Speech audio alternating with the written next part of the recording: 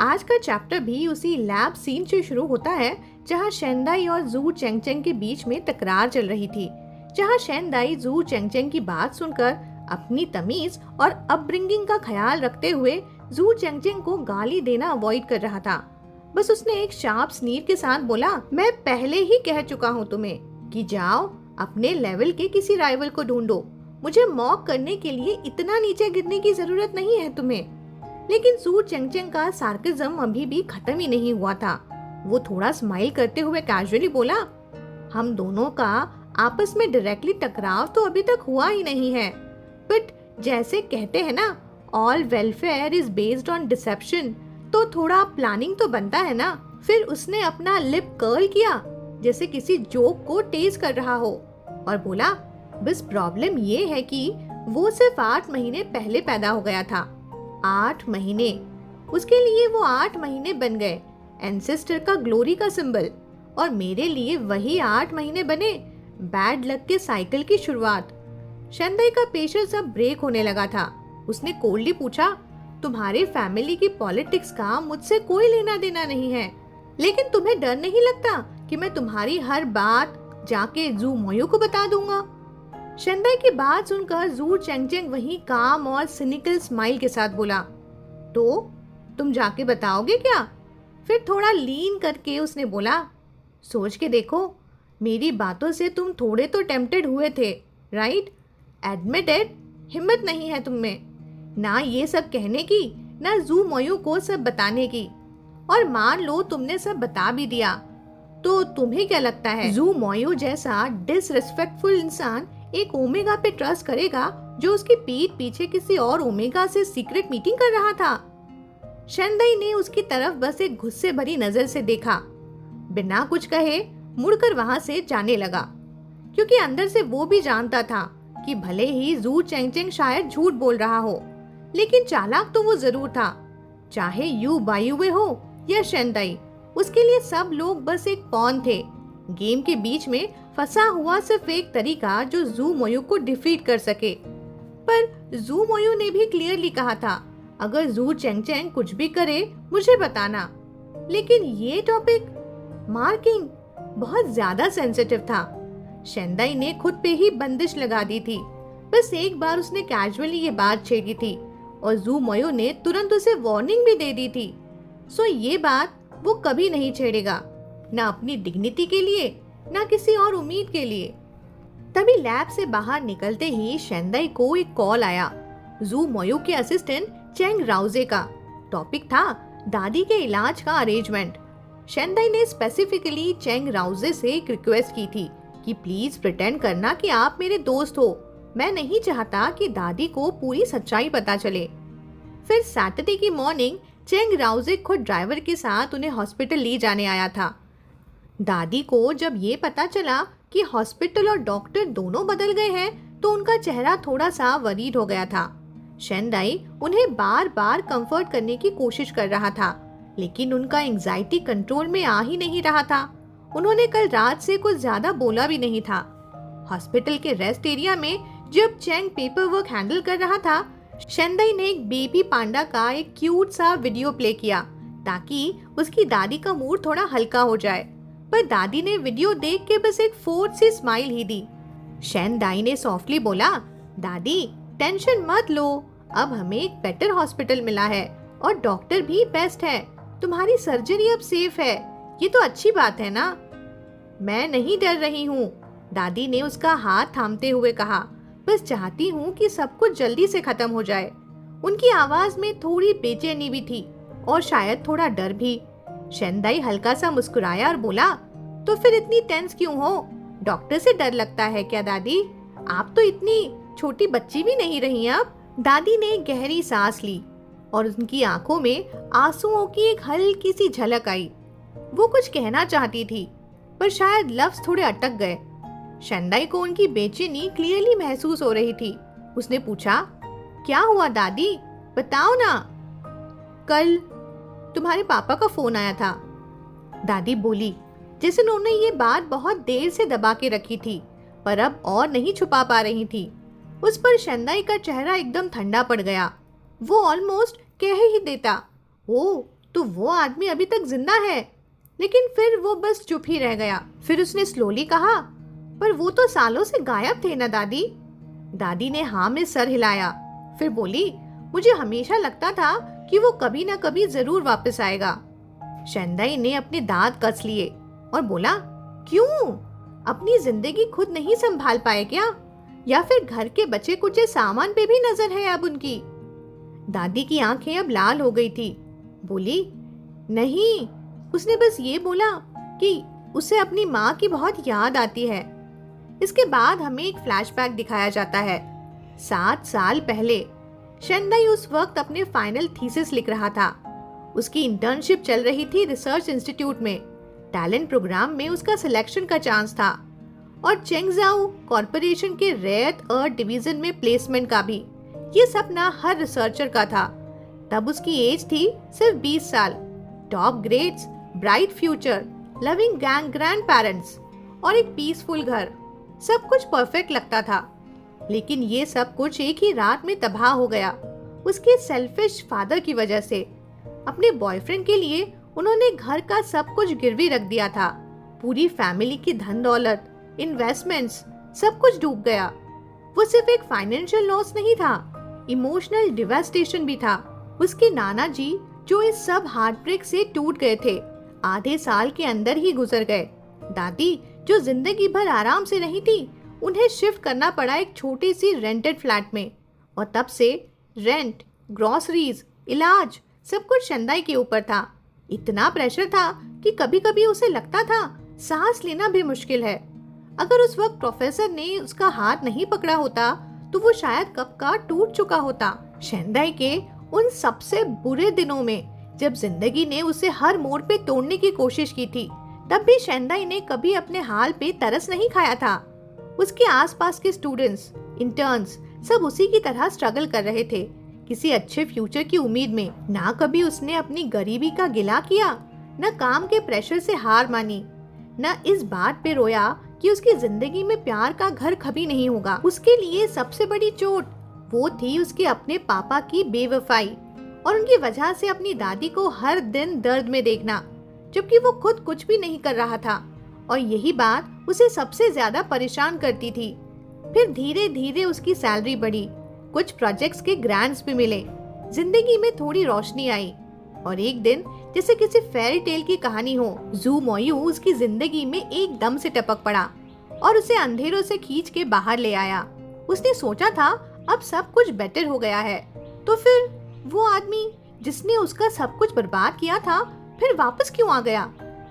तभी पास बैठी दादी बोली, अदाई गुस्सा मत हो, मैं जानती हूँ तुम उसे देखना नहीं चाहते, वो वापस नहीं आएगा। मेरे लिए तो वो मर चुका है। शेंदाई ने दादी का हाथ अपने दोनों हाथों में लिया, पतला, कमजोर, सूखा हुआ हाथ। लेकिन ये वही हाथ थे जो उसे हर रात थपकी दे के सुलाते थे, गरम खाना बनाते थे, हमेशा देते रहे बिना कभी कुछ मांगे। उसके दिल का दर्द बस फूटने को था। कुछ कहना चाह रहा था लेकिन लफ्ज ही नहीं मिल रहे थे। उसे हमेशा से पता था एक दिन उसके ओमेगा फादर वापस जरूर आएंगे। वो आदमी जो बचपन से ही बिगड़ा हुआ था, अपने मूड पे जीता था और दुनिया के बाकी लोग उसके लिए नॉन एग्जिस्टेंट होते थे। बस अब हो गया। शेंदाई ने डिसाइड कर लिया कि वो शिफ्ट हो जाएंगे। दादी का नंबर भी चेंज करेगा ताकि वो आदमी दोबारा कभी ना मिले, न कांटेक्ट हो न याद हो। रात को घर लौट के दादी ने डिनर के बाद सीधा रेस्ट करने के लिए चली गई। लेकिन शेंदाई बेड पर लेटा हुआ बस करवट बदलता रहा। उसकी जिंदगी में जो चल रहा था, ना तो किसी प्रॉब्लम का सलूशन दिखता था, ना कोई सुकून मिलता था। बीमारी, जज्बात, अनसर्टेनिटी, सब कुछ आउट ऑफ कंट्रोल। वो बस एक एक स्टेप ही ले सकता था, ऑब्जर्व करके, सोचकर, फिर अगला कदम लेना। फिर उसने अपना फोन उठाया फिर से, और जैसे हर रात जू मोयू के चैट थ्रेड को ओपन किया।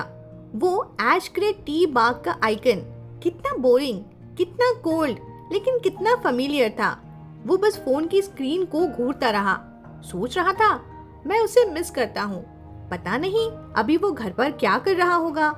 क्या जू रेसिडेंस में अभी वो किसी के साथ होगा? उसका दिल कचाक से टूट गया। उस मोमेंट में वो सिर्फ एक छोटा सा मैसेज चाहता था, एक वर्ड, एक कुछ भी। उसने मैसेज बार पे क्लिक किया, लंबे टाइम तक सोचता रहा, क्या लिखूं जो नेचुरल लगे, नीडी ना लगे और फिर भी रिप्लाई मिल जाए। उसने कुछ टाइप किया, फिर डिलीट कर दिया, फिर लिखा, फिर सोचा, फिर इरेज। उसका दिल बस एक चीज कह रहा था, काश मुझे एक बार फिर उसका जवाब मिल जाए। बस थैंक यू ही तो कहना है, इतना सिली मत बनो। कोई बदतमीजी नहीं है उस इंसान को शुक्रिया अदा करने में। शेंदाई ने अपने आप को समझाया कि बस एक सिंपल ग्रेटिट्यूड मैसेज भेजना है। उसने एक छोटा सा पैराग्राफ लिखा, मेरी दादी का ट्रीटमेंट प्लान सेटल हो गया है, surgery 3rd week of next month के लिए फिक्स हुई है, डायरेक्टर बाई काफी कॉन्फिडेंट है, आपकी मदद के लिए बहुत शुक्रिया। मैसेज सेंड करने के बाद उसने फोन अपने सीने से लगा लिया और चुपचाप इंतजार करने लगा।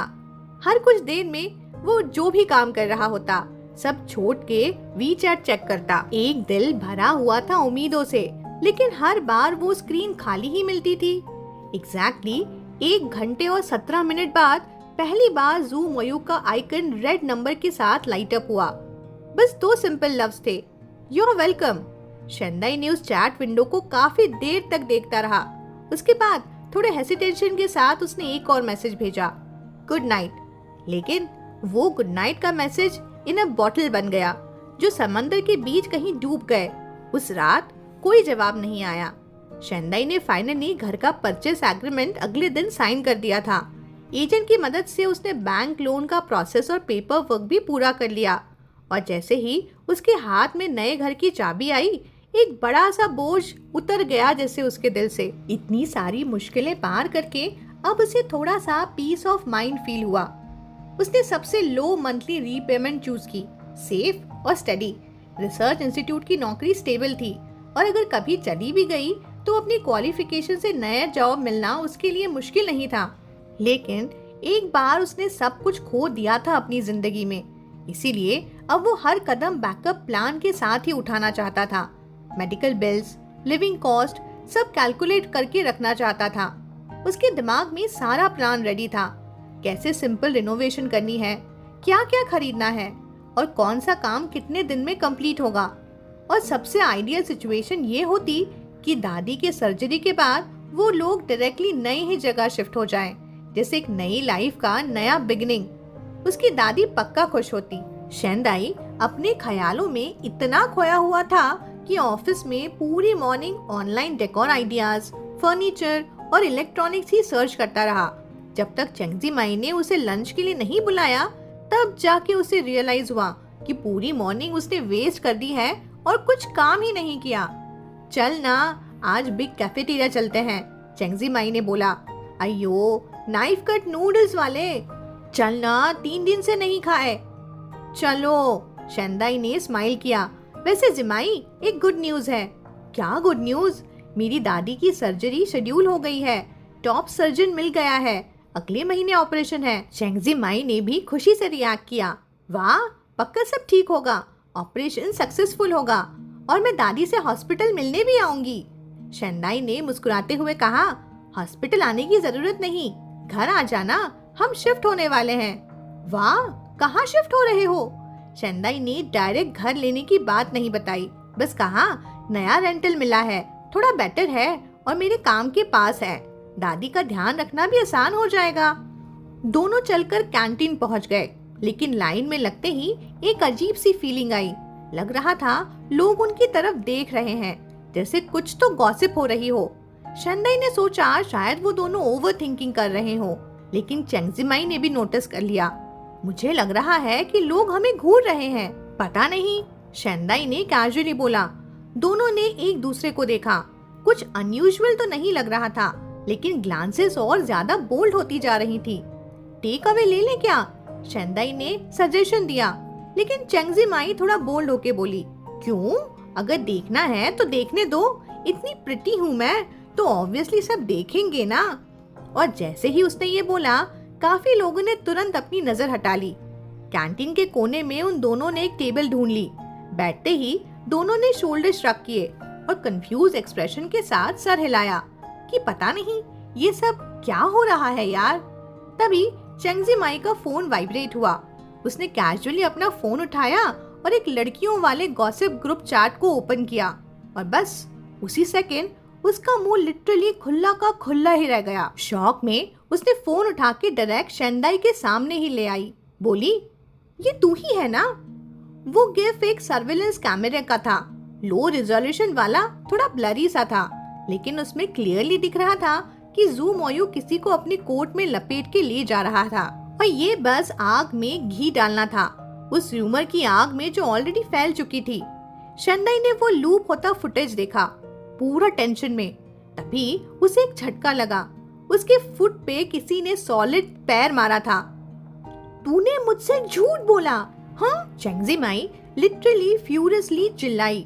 मैं समझती थी कि हम दोस्त हैं और तू मुझसे सब कुछ बताता है। शेंदाई, मुझे तुम पे अब यकीन ही नहीं हो रहा। शेंदाई ने तुरंत उसके मुंह को कवर किया और उसके शोल्डर पे हाथ रख के बोला, मेरी नानी माँ, आराम से। आई एम सॉरी ना यार। चेंगजी माई का गुस्सा स्काई रॉकेट पे था, लेकिन उसकी आंखों में एक स्लाइट एक्साइटमेंट भी चमक रही थी। शेंदाई ने साय किया, बोला, चलो चलते हैं, वापस ऑफिस में ही खा लेंगे। बैक अपने ऑफिस के टेबल पे बैठ के उसने ऑनेस्ट एक्सप्लेनेशन स्टार्ट की और चेंगजी माई आर्म्स फोल्ड करके सस्पिशियस मोड में सब सुन रही थी, लेकिन सुनने के बाद भी वो सेटिस्फाइड नहीं थी। बोली, बस इतना ही हुआ? तेरे फेरामोन रिएक्शन के बाद क्राउन प्रिंस तुझे उठा के हॉस्पिटल ले गए? शेंदाई ने बस इतना ही कहा। सचमुच उसका मन नहीं था झूठ बोलने का, पर जो भी कुछ हुआ था उनमें, मतलब उन दोनों में, वो सब इतना कॉम्प्लिकेशन से भरा हुआ था कि अगर एक बार कुछ स्लिप हो गया तो जिमाई जैसे स्मार्ट लोग सब लिंक जोड़ के ट्रुथ ढूंढ ही लेते। और रिसर्च इंस्टीट्यूट जैसी जगह में काम करने वाले लोग एवरेज से काफी ज्यादा इंटेलिजेंट होते हैं।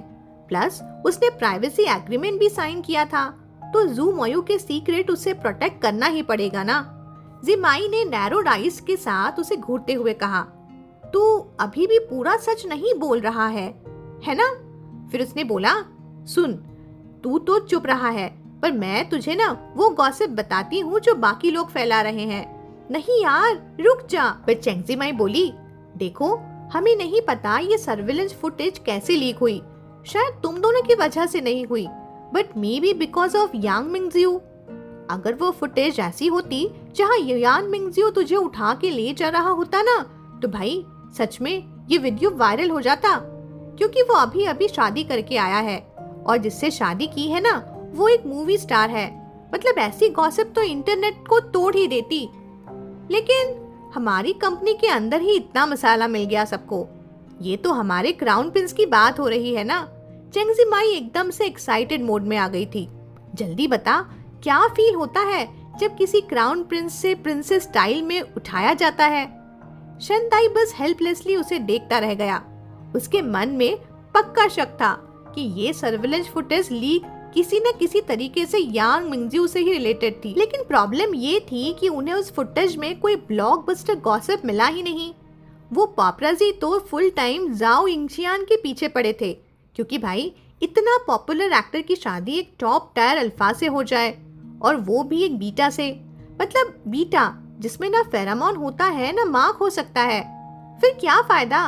लेकिन फिल्म भी यांग मिंगजियो ने उससे शादी की थी, तो मीडिया वाले तो फुल अलर्ट मोड में थे कि कुछ तो गॉसिप मिल जाए। और हमारा बेचारा शेंदाई बस एक इनोसेंट स्पेक्टेटर बन गया इस क्रॉस फायर में। उसके दिमाग में फ्लैश हुआ वो मोमेंट जब पहले लैब इंसिडेंट में यांग मिंगजियो ने उसकी हेल्प में को टेम्पररी मार्क का रिक्वेस्ट समझा था। वैसे टेम्पररी मार्क मोस्टली इमरजेंसी में दिया जाता है, जब ओमेगा हीट में होता है और कंट्रोल में ना हो। लेकिन मैरिड लोगों के केस में ये बड़ा ही सेंसिटिव मैटर होता है। कौन चाहेगा कि अपना अल्फा किसी और को मार्क करे, फिर चाहे वो टेम्पररी ही क्यों ना हो। शेंदाई ने सोचा, इन पैपराजियों को ना कभी कोई स्कूप ही नहीं मिलेगा जो ये ढूंढ रहे हैं। और तभी धाड़, चेंगजी माई ने टेबल पर जोर से हाथ मारा। चेंगजी माई तुरंत झुकी और विस्पर करती हुई बोली, तुम दोनों की पूरी डेस्टिनी सेट है। पहली बार लैब में इंसिडेंट हुआ, उसने बचाया, फिर ये बार फिर बचाया। ये तो बिल्कुल ड्रामा जैसा है, सीयू वाले rich boy love story types. Shendai ने आंखें रोल करते हुए कहा, ज्यादा टीवी मत देखा कर, काम भी तो करना है, याद है? Don't change the topic. Chengji Mai full interrogation mode में चली गई। बोली, हॉस्पिटल कैसे गए थे? तुम लोग क्या बातें कर रहे थे? क्या किया? अरे उसने अपनी कार यूज की थी क्या? उसकी कार तो वो रोल्स रॉयस है ना। फिर हॉस्पिटल के बाद क्या हुआ? विजिट किया? कंसर्न दिखाया? कांटेक्ट में हो क्या अभी? ये सारे क्वेश्चंस एकदम मशीन गन फायर जैसे गिरे थे उस पर। शेंदाई ने फाइनली जवाब दिया, बड़ी थकान भरी आवाज में। बोला, कुछ नहीं हुआ, मैं इतना अनकंफर्टेबल था, गाड़ी में उल्टी ही होने वाली थी। हॉस्पिटल तो उसका ड्राइवर ले गया था, ज्यादा याद भी नहीं है मुझे, और वो बस मेरी हेल्प कर रहा था क्योंकि मैं उसका एम्प्लॉय हूँ। झूठ। चेंगजी माई का रिएक्शन एकदम इंस्टेंट था, तो उसकी नजर में आ गया है। पक्का देखना, प्रेजेंटेशन के टाइम भी तो उन्होंने जू चेंगजेंग के साथ आर्ग्यू किया था तुम्हारी तरफ से। शेंदाई ने कामली कहा, अरे वो सिर्फ अपने प्रोजेक्ट के डिफेंस में कहा था उन्होंने। फिर बस अपना सर हिलाते हुए बोला, प्लीज यार अब काम कर लें, आज पूरा दिन में हमने कुछ भी प्रोटेक्टिव नहीं किया है। तो इतना सिंगल माइंडेड क्यों है यार? हाँ, चेंगजी माई ने उसको घूरते हुए कहा, फुल फ्रस्ट्रेशन में। तुम्हें तो पहले से क्राउन प्रिंस पे क्रश था ना, परफेक्ट टॉप टायर अल्फा है वो, और अब तो उसने तुम्हारी जान भी बचाई। भाई समझ, तुम्हारे पास चांस है, तुम खुद भी स्मार्ट हो, गुड लुकिंग हो, और तुम्हारी पर्सनालिटी भी मस्त है, थोड़ा ट्राई करो ना उसके करीब जाने का। शेंदाई ने फेस पाम कर दिया। बोला, थोड़ा रियलिस्टिक भी सोच लिया करो कभी, प्लीज। चेंगजी माई ने चिल्लाते हुए कहा, प्यार अंधा होता है, चांस तो अभी है ना। फिर उसने फोन उठाया, फोन पे कुछ देखा और बोली, ओएमजी, ये तो वीबो पर ट्रेंड कर रहा है अभी। क्राउन प्रिंस चाहे सोशल मीडिया यूज ना करते हो, पर उसका नाम तो वायरल हो ही गया। वीबो पर क्या है?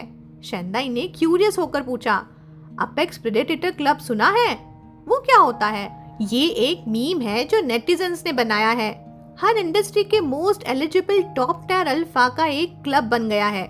बिजनेसेस, पॉलिटिक्स, एकेडमिया, स्पोर्ट्स, तुम नाम लो और वो वहाँ है। और जैसे कोई गॉसिप होती है उनमें से किसी के भी बारे में, तो बस तुरंत ट्रेंड बन जाता है। और आज का सबसे हॉट गॉसिप बन गए हो तुम। बस कर यार, प्लीज स्टॉप। शेंदाई ने उसके फोन को पुश कर दिया। ऑलरेडी काफी डिप्रेस्ड हूँ और मत सताओ मुझे। चेंगजी माई थोड़ा सीरियस हो गई। बोली, सच वेस्ट, और कोई ओमेगा होता ना तो वो क्राउन प्रिंस के प्यार में ना चिपक के गिर जाता। उसे सीड्यूस करने के चक्कर में 3 लोग ऑलरेडी फायर हो चुके हैं, और तुम्हारे पास तो गोल्ड प्लेटेड अपॉर्चुनिटी है और तुम बस ब्लैंक हो जाते हो। तुम में वो बात ही नहीं है। शेंदाई ने दिल में सोचा, सही कहा, मुझ में वो बात ही नहीं है। रात को सबवे से घर जाते हुए शेंदाई ने वीबो चेक किया। पूरा दिन उसने अपने आप को रोका हुआ था, पर फाइनली टेम्पटेशन से हार गया था। उसने ट्रेंडिंग लिस्ट चेक की और देखा तो सब गॉसिप वाले पोस्ट अब डिलीट हो चुके थे। बस कुछ रिलेटेड डिस्कशन ही बचे थे। जिंगहाओ कॉर्पोरेशन का PR system literally next level का था, एकदम साफ काम। जब वो जू रेसिडेंस वापस आया तो डिनर का टाइम ऑलरेडी हो चुका था, और आज तो रेयर दिन था जब क्राउन प्रिंस खुद घर पे था, अर्ली। जैसे ही शेंदाई ने घर में कदम रखा, उसने देखा तो जू मोयू डाइनिंग टेबल पर था और डिनर स्टार्ट ही करने वाला था।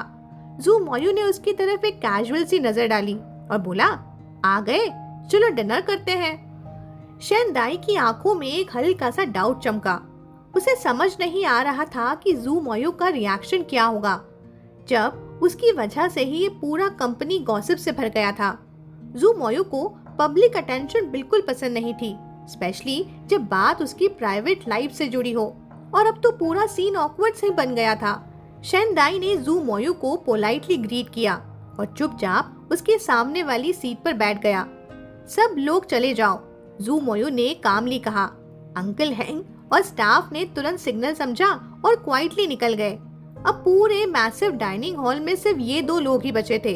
शेंदाई ने एक गहरी सांस ली और बोला, मैं सोच रहा था वो आज का इस इंसिडेंट से तुम्हें कोई दिक्कत हुई? जू मोयू ने इंटरप्ट करते हुए पूछा। हाँ नहीं, कुछ खास तो नहीं, किसी ने कुछ पूछा?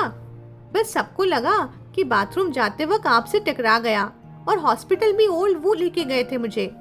जू मोयो ने लाइटली उसकी तरफ देखा और बोला, मुझे लगता है तुम काफी ट्रबलसम हो, पर ये तुम्हारी गलती नहीं है। मैं रियली सॉरी हूँ। मैं कह रहा हूँ ये तुम्हारी गलती नहीं है।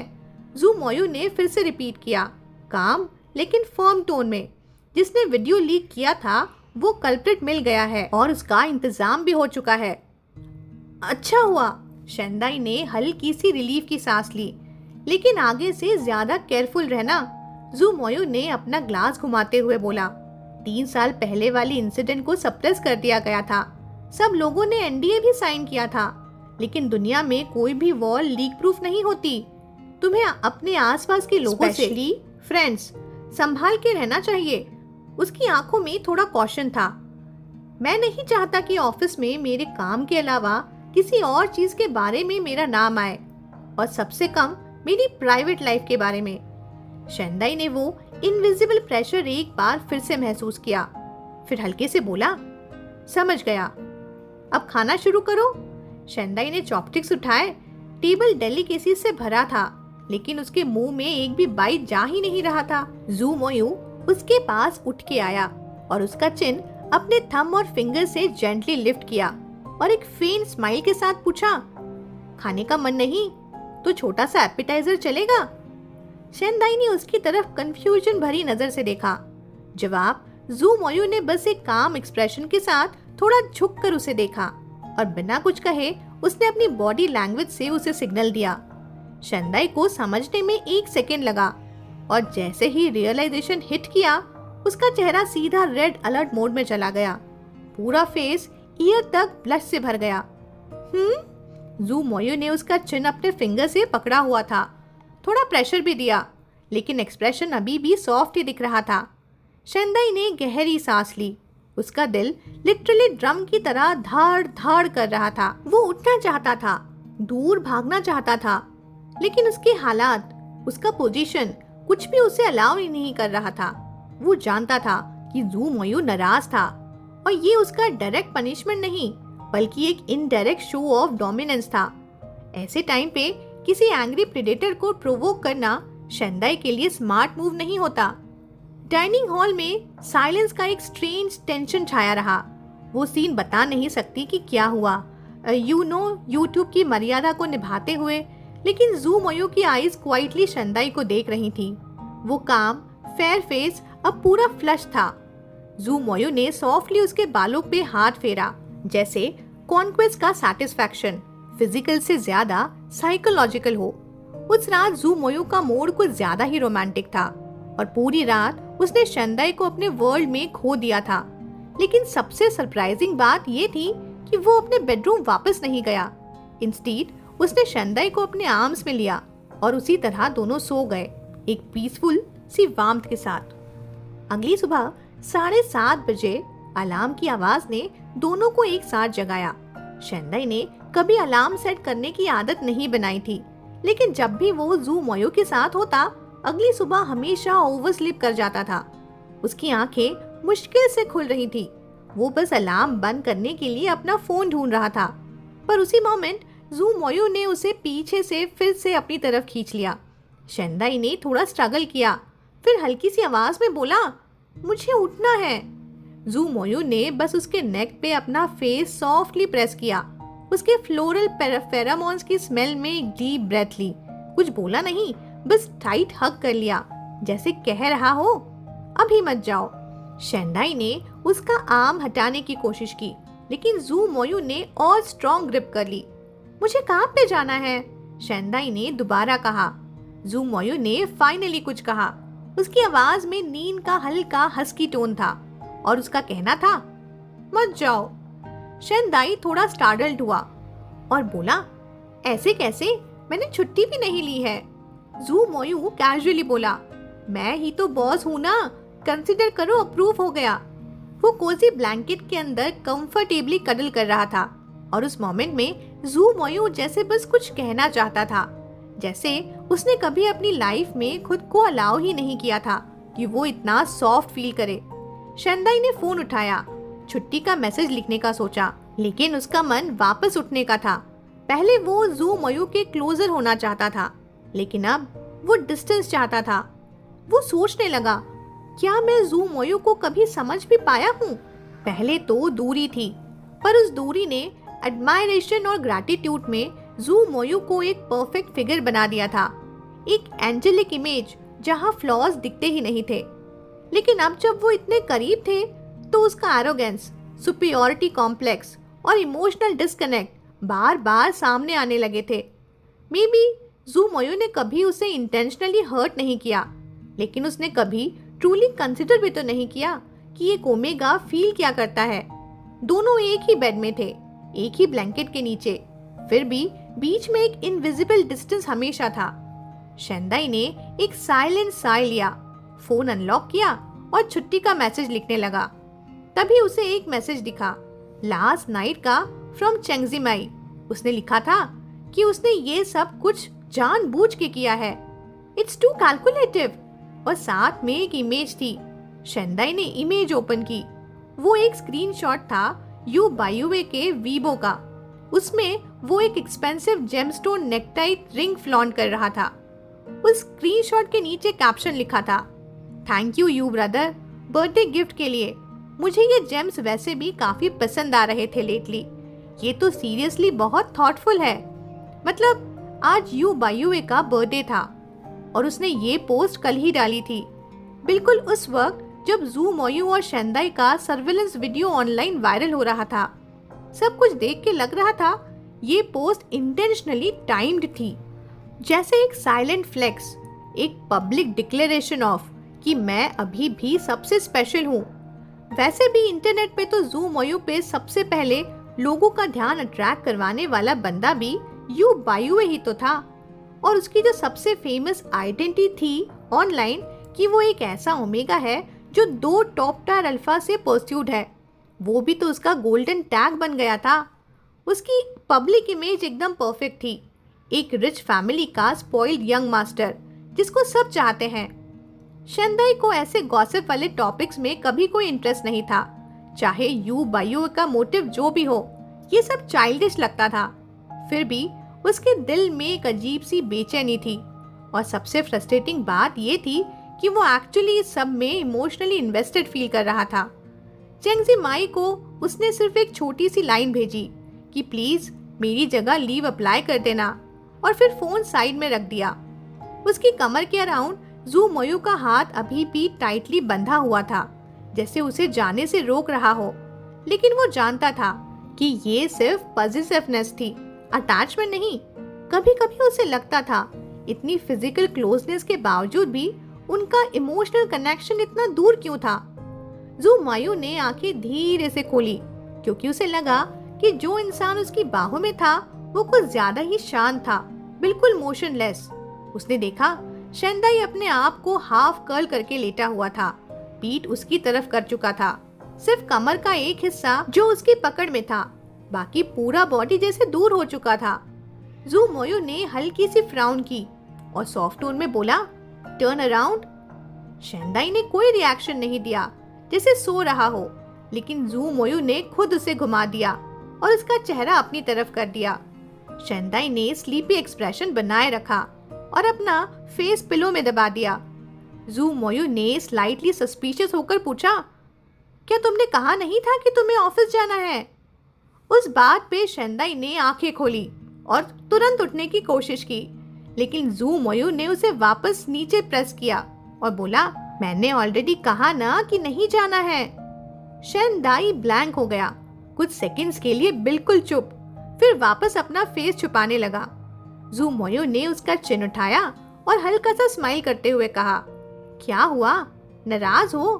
थोड़ा सा अपसेट फील कर रहे हो?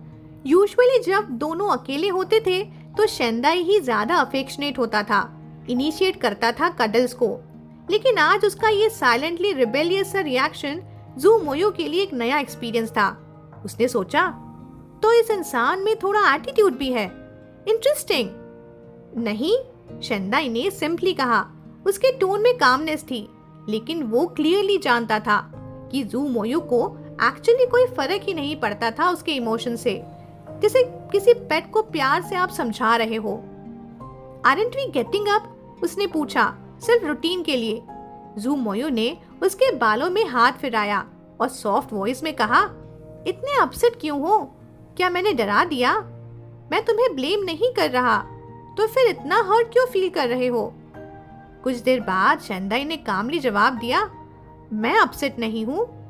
अब क्योंकि उसके पास अपसेट होने का राइट ही कहा था। जू मोयू के लिप्स के कोने थोड़े से उठे और फिर उसने कैजुअली कहा, तो फिर मुझे एक स्माइल दो। और एक सेकेंड स्टन रहने के बाद शेंदाई ने स्माइल कर दिया। जू मोयू ने उसके आईलिड्स पर एक जेंटल सा किस दिया और सॉफ्टली बोला, तुम स्माइल करते हो तो बहुत अच्छे लगते हो, आगे से ज्यादा स्माइल किया करो। फिर कैजुअली ऐड किया, मैं फ्रेशन अप होने जा रहा हूँ, अंकल हैंक को बोल के ब्रेकफास्ट और मेरे क्लोथ्स भिजवा दो। जैसे ही बाथरूम का डोर बंद हुआ, शेंदाई फाइनली बेड पे कोलैप्स कर गया, एग्जॉस्टेड।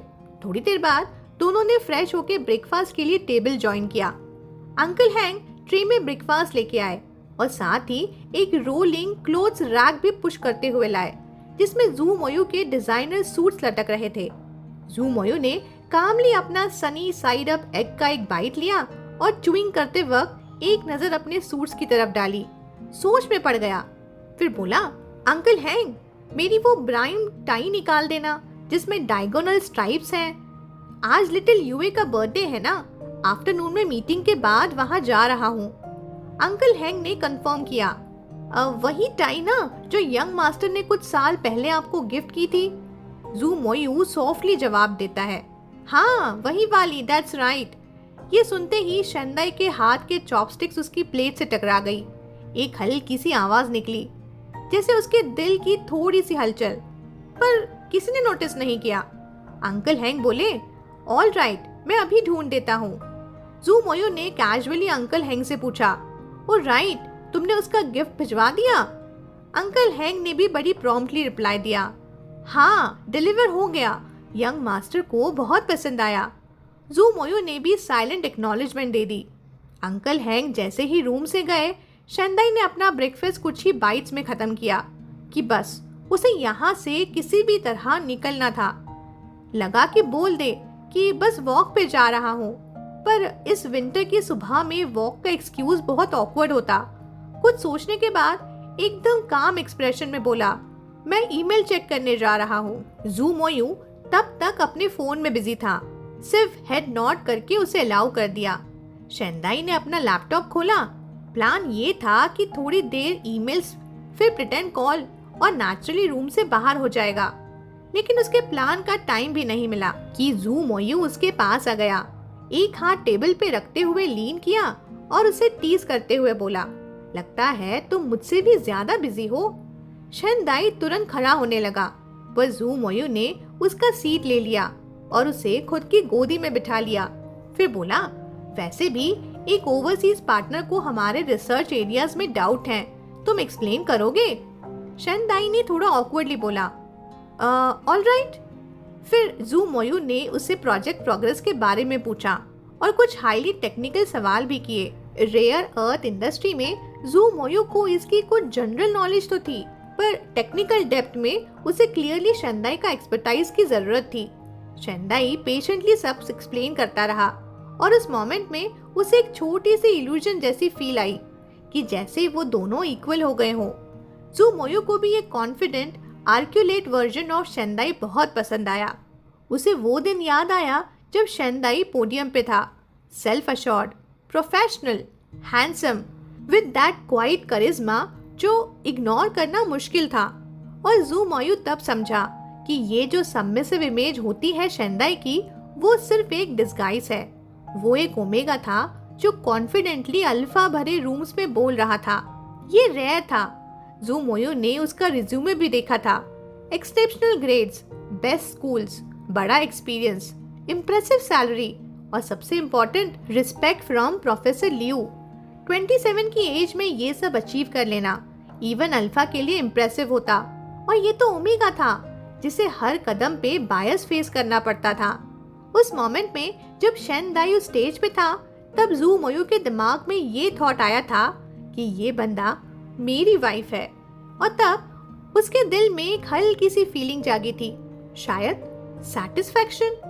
फिर उस मीटिंग में जब वो वायलेंट अल्फा फेरामोन्स का क्लैश हुआ था, शेनदाई का रियल जेंडर न चाहते हुए भी रिवील हो गया था और जू मोयू जो खुद एक अल्फा था, बड़ी आसानी से समझ गया था कि बाकी सब अल्फाज के दिमाग में कैसे गलत थॉट्स चल रहे होंगे। एक ऐसा ओमेगा जो यंग, डेलिकेट और एक्सेप्शनल था, वो एक ही वक्त में स्ट्रेंथ भी दिखाता था और फ्रैजिलिटी भी। ऐसा ओमेगा लोगों को पजेस करने पे मजबूर कर देता था, पर ये ओमेगा उसका था, सिर्फ उसका। तभी जोर से दरवाजे पर नॉक हुआ। जू मोयू के आर्म्स अभी भी शेंदाई के वेस्ट के अराउंड थे। शेंदाई ने उठने की कोशिश की, बट फेल रहा। अंकल हैंग बाहर से ही बोले, यंग मास्टर, ये वाली टाई है ना? जू मोयू ने कैजुअली जवाब दिया, हाँ वही है। शेंदाई ने उस टाई की एक झलक ली और तुरंत नजर हटा ली। अंकल हैंग ने ट्रे वापस ले ली और टाई वहीं छोड़ दी। तब जाके जू मोयू उठकर कपड़े बदलने लगा। जब टाई पहनने की बारी आई तो उसने शेंदाई की तरफ देखा, आंखों में एक मिस्चीवियस ग्लिंट के साथ। बोला, अदाई, जरा आके मेरी टाई तो लगा दो। शेंदाई की बॉडी एकदम स्टिफ हो गई। उसने धीरे से जू मोयू के हाथों से वो टाई उठाई, जैसे वो कोई जलती हुई चीज हो। मिरर में जू मोयू दोनों को ऑब्जर्व करता रहा जब शेंदाई केयरफुली उसकी टाई एडजस्ट कर रहा था। जू मोयू कैजुअली बोला, लिटिल यूए ने कहा था ये टाई उसने अपनी पहली कमाई से खरीदी थी। शेंदाई कुछ नहीं बोला। जू मोयू हल्की सी कंटेम्प्ट भरी हंसी हंसा, फिर बोला, तुम्हें लगता है कि वो सच बोल रहा था? उसे जू चेंगचेंग पसंद है, पर मुझे लेके भी छोटी मोटी गेम्स खेलना उसे मजेदार लगता है। और तब शेंदाई के मुंह से बिना सोचे निकल गया, तो क्या तुम्हें वो पसंद है? और जैसे ही बोला, रिग्रेट। दिल की धड़कन तेज हो गई। चाहता था कि काश वो शब्द वापस निकल सकता, पर जू मोयू बिना कोई एक्सप्रेशन बदले कामली बोला, हाँ मुझे वो पसंद है। मैं हमेशा से उससे शादी करना चाहता था। बचपन से उसे जानता हूँ और शायद अगर सब कुछ ठीक होता तो वो मुझे एक एस क्लास अल्फा भी दे सकता था।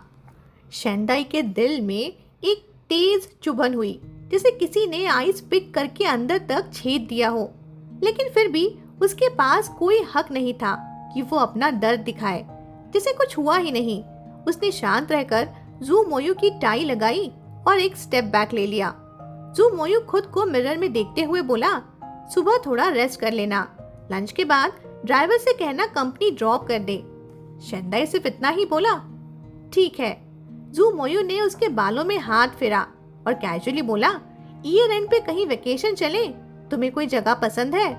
शेंदाई ने हेड शेक किया, बोला, प्रोफेसर चाह रहे थे कि थोड़ा टाइम मिले तो साउथ अफ्रीका चलें। नए माइन का सर्वे करना है, थीसिस के लिए भी काफी हेल्पफुल रहेगा।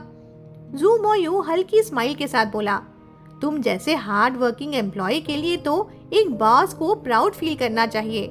उसने झुककर शेंदाई के ग्लैंड पे एक हल्का किस दिया और उसके नेक से उस फैमिलियर एफिपीलियम फ्रैग्रेंस को फिर से इनहेल किया।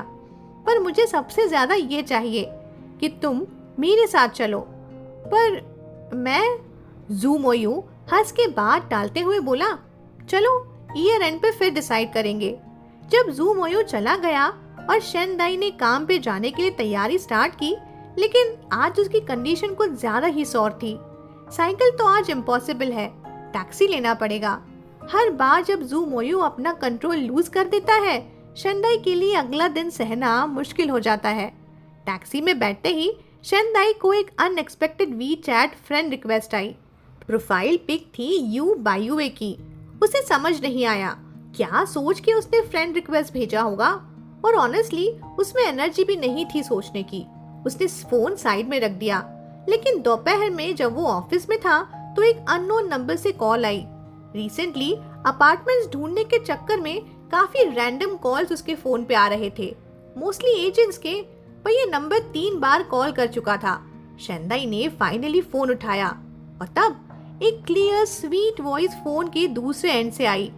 हेलो प्यारे बड़े भाई, तुमने मेरी फ्रेंड रिक्वेस्ट एक्सेप्ट क्यों नहीं की? कितने रूड हो तुम। शेंदाई शॉक में बोला, यू बायुए? लैब में काम करते कलीग्स को देखते हुए शेनदाई ने तुरंत फोन उठाया और साइड के स्टेयरवेल में चला गया। शेनदाई ड्राई टोन में बोला, मैं तो समझा था कि कोई स्कैमर तुम्हारी प्रोफाइल पिक का यूज कर रहा है। जवाब में यू बायुवे टीजिंगली बोला, अरे डोंट प्रिटेंड, मैंने क्लियरली अपना नाम लिखा था, तुम तो बस मुझे इग्नोर कर रहे हो, वो भी इंटेंशनली। शेनदाई ने अपनी चिढ़ छुपाते हुए बोला, स्कैमर्स बहुत हो गए हैं आजकल। यू बायुवे ने जवाब मोकिंग टोन में दिया, बोला, वाह, अल्फा होके भी तुम बिल्कुल भी क्यूट नहीं हो। शेनदाई बस किसी तरह बात खत्म करना चाहता था, बोला, सॉरी, कुछ अर्जेंट है क्या? मैं अभी काम पे हूँ। शेनदाई की बात को अनसुना कर यू बायुवे एक्साइटेड होकर बोला, आज मेरा बर्थडे है, रात को छोटी सी पार्टी है, तुम भी आ जाओ, मजा करेंगे।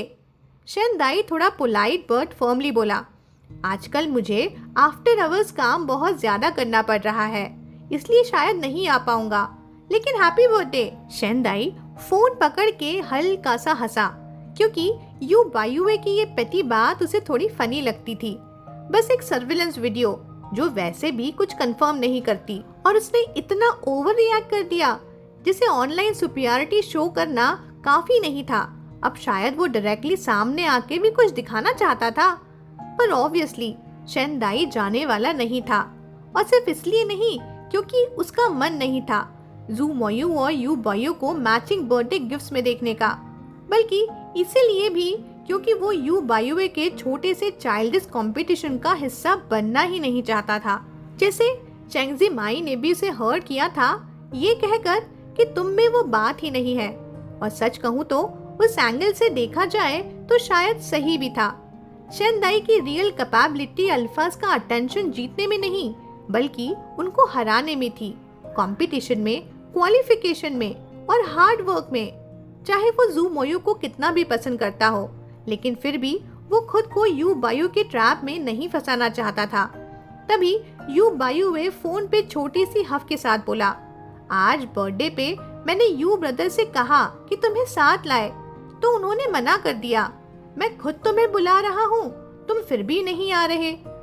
तुम मुझे इतना डिसलाइक करते हो क्या? शेनदाई कामली बोला, नहीं, बस हम ज्यादा क्लोज नहीं हैं, और मुझे नहीं लगता कि तुम्हें मेरी दोस्ती की जरूरत भी है। यू बायुवे ने एक साइग लिया और थोड़ा ड्रामेटिक अंदाज में बोला, पर हम तो भाई हैं, पिछले जनरेशन ने जो भी किया हो, हमारे बीच तो एक रिश्ते की शुरुआत हो ही सकती है ना। एक पल के लिए शेनदाई का दिल हल्का सा पिघलने लगा, लेकिन तुरंत ही उसने खुद को संभाल लिया। अगर यू बायुवे को सच में एक भाई की जरूरत होती तो वो पहले ही इस बात को समझ चुका होता। ना उसे कोई नफरत है प्रीवियस जनरेशन के काम से, और ना ही उसे ये बिजनेस एग्रीमेंट के बाद फिर से स्ट्रेंजर बन जाने वाली बात फीलिंग पसंद थी। यू बायुवे कुछ देर चुप रहा, फिर बोला, तो पहले मेरा फ्रेंड रिक्वेस्ट एक्सेप्ट करो, वरना मैं तंग करता रहूंगा। शेनदाई ने एक लंबी सांस लेते हुए कहा, फाइन। सीन कट होके वापस लैब पर शिफ्ट होता है। चेंगजी माई आधा दिन यू बायुवे को गालियां देती रहती थी, लेकिन फिर भी उसका सोशल मीडिया चेक करती रहती थी। उसका नया पोस्ट देखते ही बोली, देखना, प्रिंस ने उसे एक नई कार गिफ्ट की है, ये बॉयफ्रेंड तो काफी खर्चीला लगता है। नेक्स्ट स्क्रीन पे जाके बोली, LOL, लोग उसे ट्रोल कर रहे हैं कि पहले अपने बॉयफ्रेंड का गिफ्ट क्यों नहीं दिखाया। शेनदाई बीच में बोल पड़ा, पेज 203 का एक्सपेरिमेंट कंप्लीट हुआ क्या? चेंगजी माई थोड़ा प्राउड फील करते हुए बोली, ऑफ कोर्स हो गया ना, मैं तो ब्रेक में ही चिल करती हूँ। फिर शेनदाई बोला, एक जूनियर ने बोला प्रेशर फिल्टर में इशू है, जाके चेक कर लो। चेंगजी माई ने थोड़ा फ्रस्ट्रेटेड साय लिया, पर फिर थोड़ा नखरे के साथ चली ही गई। लैब एटमॉस्फेयर अब बिल्कुल शांत हो गया था। शेनदाई डेटा प्रिपेयर कर रहा था, तभी उसके साइड व्यू में एक शैडो दिखाई दी। उसने सर उठा के देखा तो जाओ लैन खड़ा था, एक सॉफ्ट स्माइल के साथ। बोला, शेन सीनियर, जो काम आपने दिया था वो कंप्लीट हो गया है, बस आपका रिव्यू का वेट है। शेनदाई ने कामली रिप्लाई दिया, ऑल राइट, थैंक यू, मैं पहले थोड़ा डेटा कंपाइल कर रहा हूँ, बाद में देख लूंगा। लेकिन जब उसने देखा कि जाओलैन अभी तक वहीं खड़ा था, तो इसके दिल में तुरंत एक इंट्यूशन आई कि कुछ तो कहने वाला है ये बंदा। जाओ लैन थोड़ा हेसिटेंट लग रहा था, फिर हल्की सी नर्वस स्माइल के साथ बोला, सेंशीनियर, आपको पता है मिनिस्ट्री ऑफ एरोस्पेस और यूनिवर्सिटी ऑफ जियो साइंसेस मिलके एक बड़ा एग्जीबिशन कर रहे हैं। बहुत सारे रेयर मिनरल्स और म्यूटेराइट्स दिखाए जाएंगे। मेरे एक फ्रेंड के पास वीआईपी पासेस हैं, क्राउड से पहले जा सकते हैं। मुझे लगता है ये इवेंट आपको डेफिनेटली पसंद आएगा। शेंदाई ने थोड़ा पॉज लिया, फिर पोलाइटली कहा, ओह क्या ये इवेंट जल्दी है? मुझे माफ करना, तुम्हें तो पता ही होगा थीसिस के कारण मैं काफी स्टक हूँ, शायद वक्त नहीं निकाल पाऊंगा। जाओ लैन फिर भी होपफुल था। उसने ऑलमोस्ट प्लीडिंग लुक देते हुए कहा, थीसिस का स्ट्रेस कम करने के लिए ही तो कह रहा हूँ ना। कभी कुछ नए पत्थर देख के इंस्पिरेशन आ जाती है। मेरे पास काफी टिकट्स हैं। मैं आपको, चेंग सीनियर, जाओ यांग सबको बुला रहा हूँ। इस सैटरडे चलेगा? शेंदाई ने अंडर द ब्रेथ एक रिलीफ का साय लिया और बोला, ओह ग्रुप आउटिंग है, ठीक है फिर, चलो ठीक है चलते हैं, तुम अरेंज कर लो। उसके बाद नियर बाय कहीं डिनर भी कर लेंगे। वैसे भी काफी टाइम हो गया है टीम आउटिंग के बिना। प्रोफेसर लियू ने लैब उसके रिस्पॉन्सिबिलिटी में दिया था, लेकिन फ्रैंकली स्पीकिंग पीपल मैनेजमेंट उसका स्ट्रॉन्ग सूट नहीं था, इसलिए उसके लिए टीम बॉन्डिंग पे ध्यान देना जरूरी था। सीन शिफ्ट होता है जू रेसिडेंस पर। रात को जब वो घर लौटा तो जैसे एक्सपेक्टेड ही था, जू बायुए के बर्थडे अपडेट सोशल सर्कल पे छाए हुए थे। बायुए ने 24th बर्थडे का प्रॉपर तमाशा बनाया था। होरोस्कोप के हिसाब से भी उसका साल था और पार्टी में सेलिब्रिटीज, इन्फ्लुएंसर्स सबकी भरमार थी। एक फोटो में बायुए बीच में खड़ा था, दोनों हाथ जू मोयू और जू जेंगजेंग के आर्म्स में लॉक किए हुए थे। स्माइल ऐसी डाल रहा था जैसे खुद ही एक ब्लूमिंग फ्लावर हो, और दोनों अल्फा ब्रदर्स तो वैसे ही ग्रीक गॉड्स लग रहे थे। ये फोटोज काफी थी टाइमलाइन पे चाहोस मचाने के लिए। यू बायुए क्लियरली जानता था अपने एसेट्स कैसे यूज करते हैं, और ये भी दिखा गया कि जू ब्रदर्स भी उसका फुल सपोर्ट में हैं। शेंदाई चुपचाप स्क्रीन देख रहा था, सिर्फ एक सोच के साथ। इस लेवल की अटेंशन तो नॉर्मल एवरेज लोगों के बस की बात ही नहीं होती। शेंदाई ने अपना फिंगर स्क्रीन पे स्वाइप किया, स्क्रोलिंग थ्रू यू बायुएस के मोमेंट्स। हर एक पोस्ट एक लग्जरी फिल्म फेरी टेल जैसी दिख रहा था। एक ऐसी प्रिंसेस जिसका हर दिन सिर्फ एंजॉयमेंट और कंफर्ट में जाता हो, और उसके खुद के मोमेंट्स सिर्फ रिसर्च या एकेडमिक आर्टिकल्स का शेयर ही होते हैं। एकदम बोरिंग। नो वंडर, उसने सोचा, जू मोयुए को यू बायुए पसंद आए तो सरप्राइज क्या है। लव एक अट्रैक्शन होता है, मैरिज होती है वैल्यू का एक्सचेंज, और यू बायुए के पास वो सब कुछ था। एग्जैक्टली वो क्वालिटीज जो जू मोयू को अपनी बीवी में चाहिए होती। उसने फोन साइड में फेंक दिया। मन में एक अजीब सा इमोशन था, न जेलसी कह सकते थे न फ्रस्ट्रेशन, बस एक उदासी सी चिपक गई थी। हे गाइस, आई होप आपको आज की भी एक्सप्लेनेशन जरूर पसंद आई होगी।